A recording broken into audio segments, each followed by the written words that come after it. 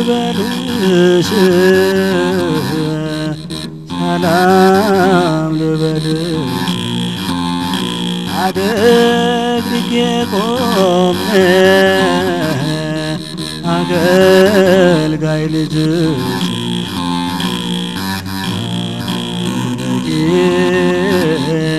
ምልዕተ ውዳሴ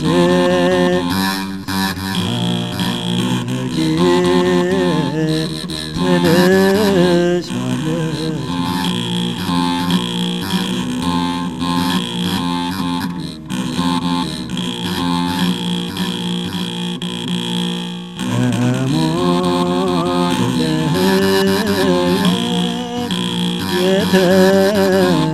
የተሻገርንበት የጽድቅ መሰላል ዓለም የዳነች በልብሽ መወለድ ዘመን ተከፈለ ትውልድ ዘመረልሽ ብፅዕት እያለች ሰላም ልበልሽ ሰላም ልበልሽ አደግድጌ ቆሜ አገልጋይ ልጅሽ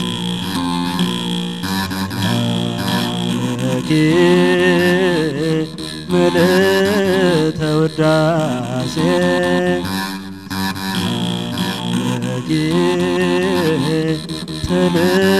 ትልሻለች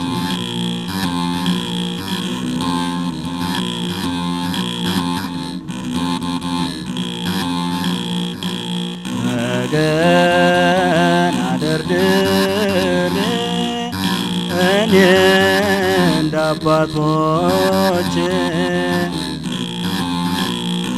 ክብርሽን ለመስበክ ልናገር ተግቼ ሰማያዊው ንጉሥ ንጽሕናሽን ወዶ ዓለሙን አዳነ ካንቺ ዘንድ ተወልዶ ሰላም ልበልሽ ሰላም ልበልሽ አደግድጌ ቆሜ አገልጋይ ልጅሽ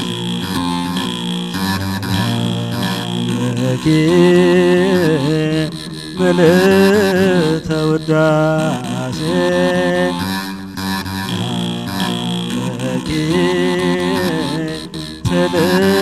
ትልሻለች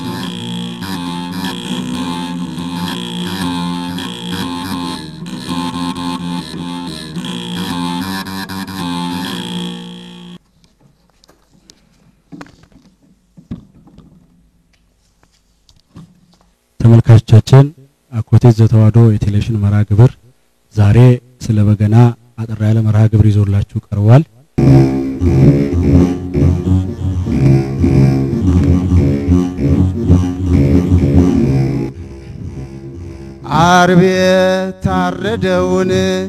አርቤ ታረደውን ምነው ባገኘሁት ስጋውን በልቼ ደሙን በጠጣሁት አይቀርም ሞቱ ስጋውን በልቼ ደሙን በጠጣሁት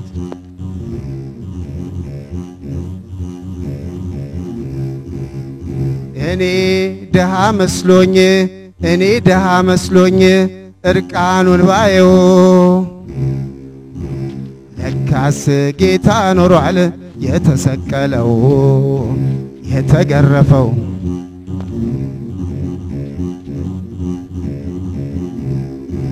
ሚመጠን ሳይባል የመጣው ቀድሜ ስጋህና ደምህ አመለጠኝ ቆሜ አይቀርም ሞቱ ስጋህና ደምህ አመለጠኝ ቆሜ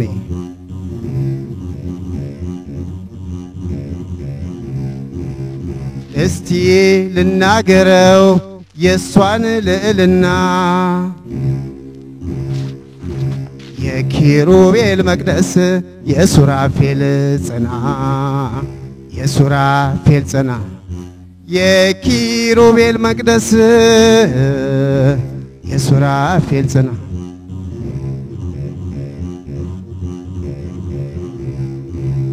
ዘካርያስ ያያት የተቋም ላይ ፋና የሶሎሞን ሽቶ የዳዊት በገና የዳዊት በገና የሶሎሞን ሽቶ የዳዊት በገና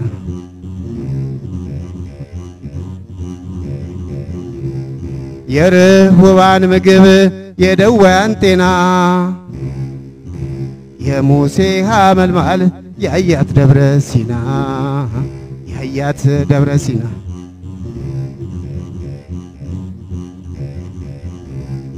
የዳንኤል ጉድጓድ የዕንባቆም ምግብና የኢሳይያስ ጽንስ የገብርኤል ዜና የገብርኤል ዜና የኢሳይያስ ጽንስ የገብርኤል ዜና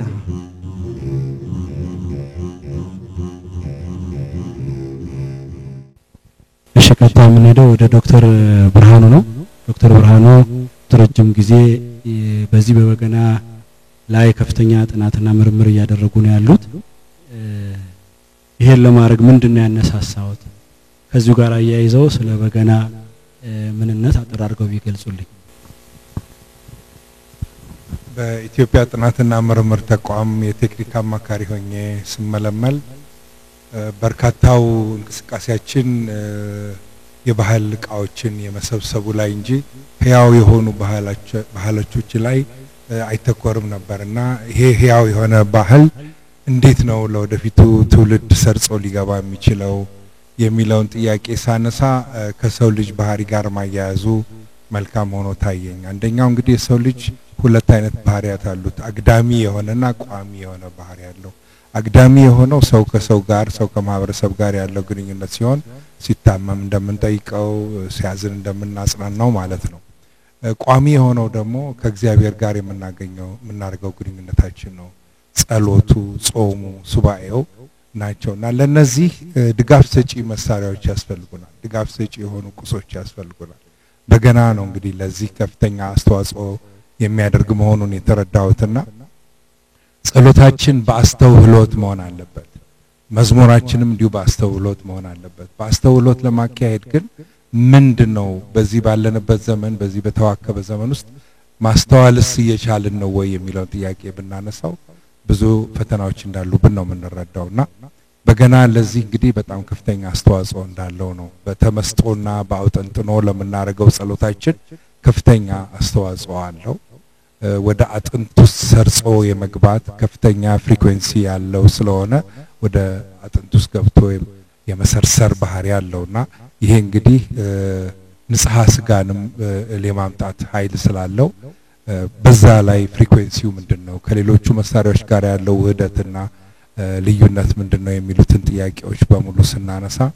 10 አውታር ያለው በገና 10ቱ ቃላትን ብቻ በመስጠሩ ነገር ሳይሆን ከነዚህ ውስጥ የሚመነጨው እርግብግቢት በጣም ወሳኝ ነው። በጅማቱ ምን አይነት መሆን አለበት? የሳጥኑ መጠን ምን መሆን አለበት? የበገናውስ መጠን ምን መሆን አለበት የሚለውን ነገር እያንዳንዱን እየተነተንን ስንል ዶክተር ስቴፋኒ የምትባል የመጋቢ ስብሐት ዓለሙ ተማሪ ለዶክተሬቷ በሰራችው ቲሲስ ላይ ብዙ አብረን እንሰራ ነበር። እኔ ሳይንሳዊና ፊዚካዊ የሆነውን አቅጣጫ ስመለከትላት እሷ ደግሞ ሙዚቃዊ የሆነውን ስርዓት ነበር ስታጠና የነበረውና የኔ ምርምርና ስርጸት ውጤቶች እንግዲህ ከነዚህ አቅርቦቶች ጋር የተዋሃደ ነው።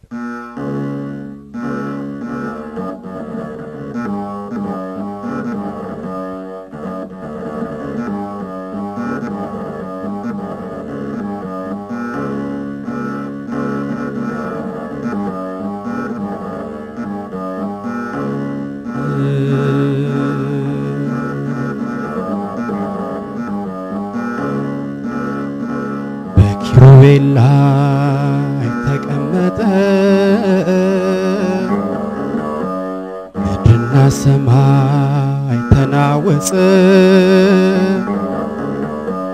ለዚህ ቅዱስ አምላክ ምስጋና አስር አውታር ባለው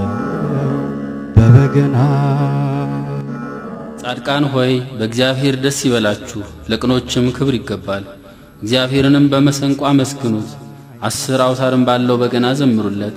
አዲስ ምስጋናም አመስግኑት በእልልታም መልካም ዝማሬ ዘምሩለት የእግዚአብሔር ቃል እውነት ነውና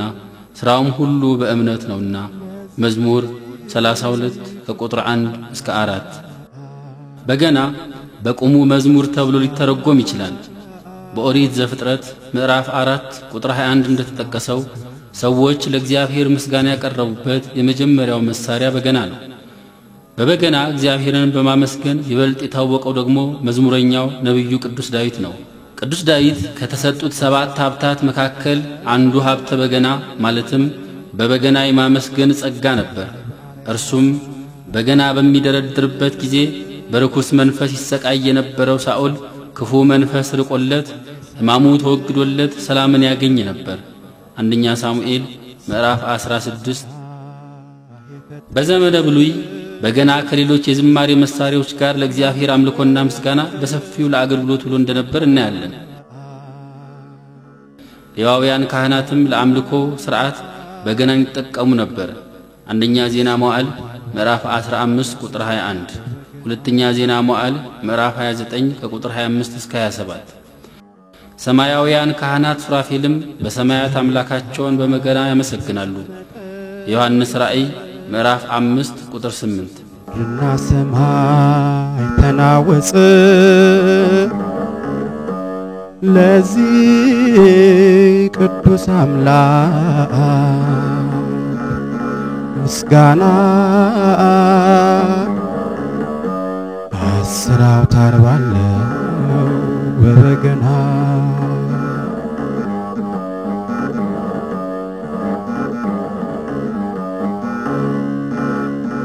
አቤቱ በጽዮን ከብረሃል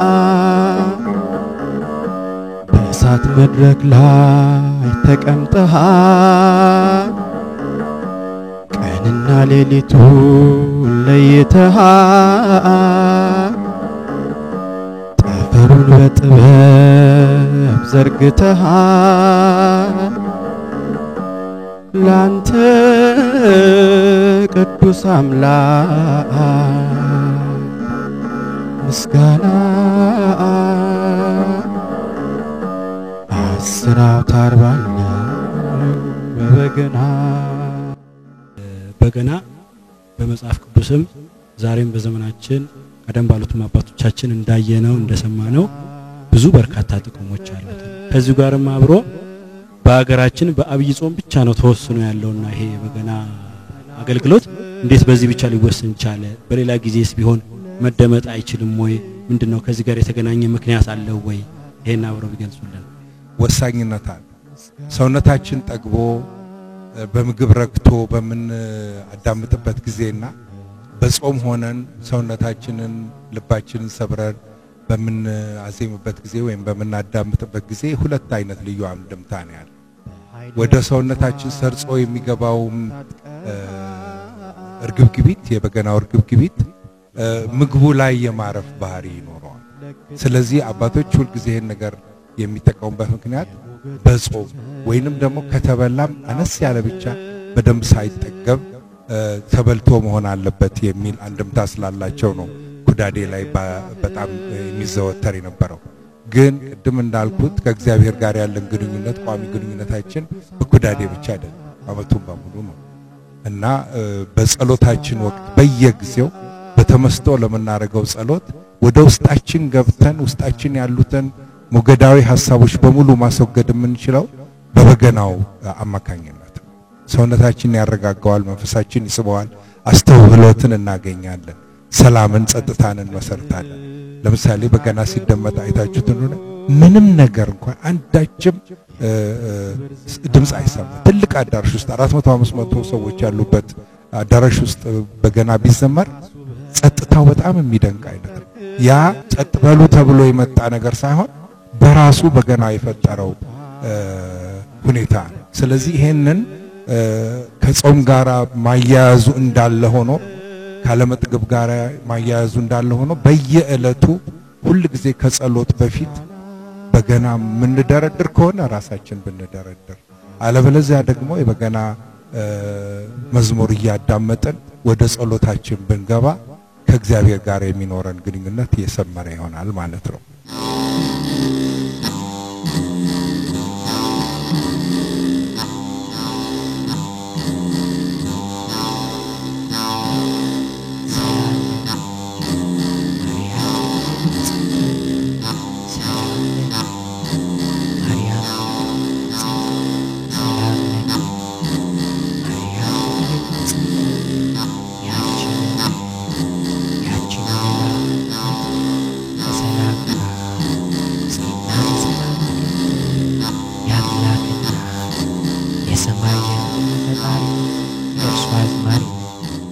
በገና ከሌሎቹ መሳሪያዎች ለምን ተለየ የሚለውን በመንመለከትበት ጊዜ ጊታር፣ ቫዮሊን ያላቸው እርግብግቢት በጣም አናሳ ከመሆኑ የተነሳ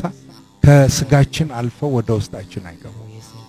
በገና ግን ከፍተኛ እርግብግቢት ስላለው ወደ ውስጣችን ሰርጦ የመግባት ባህሪ ስላለው የመፈወስም ኃይል አለው። አሁን የመፈወስ ኃይል እንዳለው ከቅዱስ አባታችን ከቅዱስ ዳዊት የምናቀው ምሳሌ አለ። ብዙ ጊዜ አፄ ቴዎድሮስም ቢሆኑ በተረበሹበት ጊዜ በአዘኑበት ጊዜ በገና ሲደረድሩ መንፈሳቸው እንደሚረጋጋ ብዙ የታሪክ መጽሐፍት ይደረድራሉ።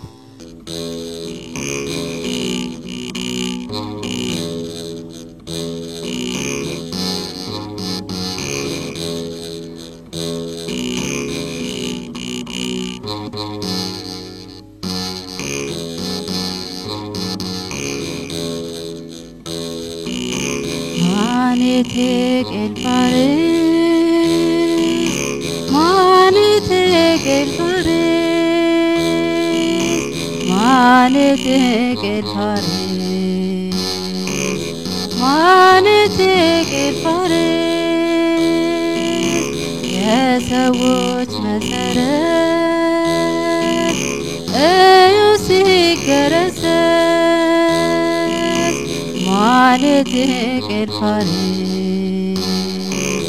ማለት ቅልፋሬ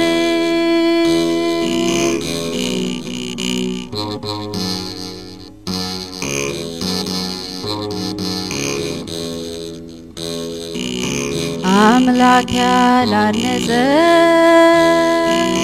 የሞልካል ተንዶ የትላንቱ ትልቅ ማምሻውን ተዋርዶ እንዳበባ ፈክቶ ሲረግፍ ያየነው ዛሬም ልቦናችን ለትዕቢት ጽኑ ነው። ማለት ቅልፋሬስ ማለት ቅልፋሬስ ማለት ቅልፋሬስ ማለት ቅልፋሬስ